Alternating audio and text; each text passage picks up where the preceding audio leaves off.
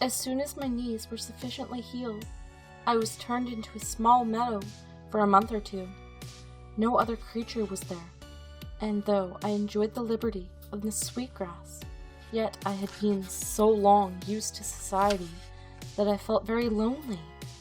Ginger and I had become fast friends, and now I missed her company extremely.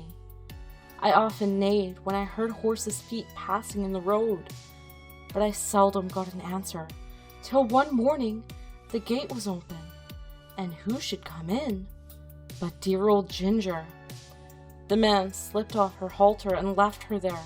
With a joyful whinny, I trotted up to her.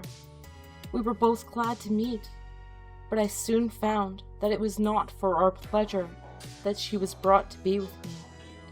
Her story would be too long to tell, but the end of it was that she had been ruined by hard riding, and was now turned off to see what the rest would do. Lord George was young and would take no warning. He was a hard rider and would hunt whenever he could get the chance, quite careless of his horse. Soon after I left the stable, there was a steeplechase, and he determined to ride. Though the groom told him she was a little strained and was not fit for the race, he did not believe it, and on the day of the race urged Ginger to keep up with the foremost horses. With her high spirit, she strained herself to the utmost. She came in with the first 3 horses, but her wind was touched, besides which he was too heavy for her, and her back was strained. And so she said, "Here we are, ruined in the prime of our youth and strength, you by a drunkard, and I by a fool. It is very hard. We both fell in ourselves that we were not what we had been. However, that did not spoil the pleasure we had in each other's company. We did not gallop about as we once did, but we used to feed and lie down together, and stand for hours under one of the shady lime trees with our heads close to each other. And so we passed our time till the family returned from town. One day we saw the Earl come into the meadow, and York was with him. Seeing who it was, we stood under the lime tree and let them come up to us. They examined us carefully. The Earl seemed much annoyed. "There is 300 pounds flung away for no earthly use," said he. "But what I care most for is that these horses of my old friend, who thought they would find a good home with me, are ruined. The mare should have a 12 months' run, and we shall see what that will do for her. But the black one must be sold. 'Tis a great pity, but I could not have knees like these in my stables." "No, my lord, of course not," said York. "But he might get a place where appearance is not of much consequence, and still be well treated. I know a man in Bath, the master of some livery stables, who often wants a good horse at a low figure. I know he looks well after his horses.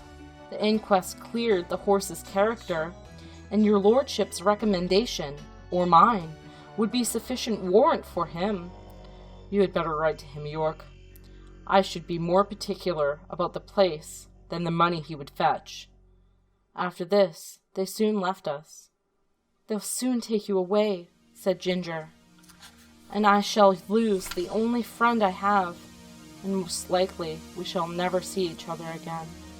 'Tis a hard world." About a week after this, Robert came into the field with a halter, which he slipped over my head, and led me away. There was no leave-taking of Ginger. We neighed to each other as I was led off, and she trotted anxiously along by the hedge, calling to me as long as she could hear the sound of my feet. Through the recommendation of York, I was bought by the master of the livery stables. I had to go by train, which was new to me and required a good deal of courage the first time. But as I found the puffing, rushing, whistling, and more than all, the trembling of the horse box in which I stood did me no real harm, I soon took it quietly. When I reached the end of my journey, I found myself in a tolerably comfortable stable and well attended to. These stables were not so airy and pleasant as those I had been used to. The stalls were laid on a slope instead of being level, and, as my head was kept tied to the manger, I was obliged always to stand on the slope, which was very fatiguing. Men do not seem to know yet that horses can do more work if they can stand comfortably and can turn about. However, I was well fed and well cleaned, and, on the whole, I think my master took as much care of us as he could. He kept a good many horses and carriages of different kinds for hire. Sometimes his own men drove them. At others, the horse and chaise were let to gentlemen or ladies who drove themselves.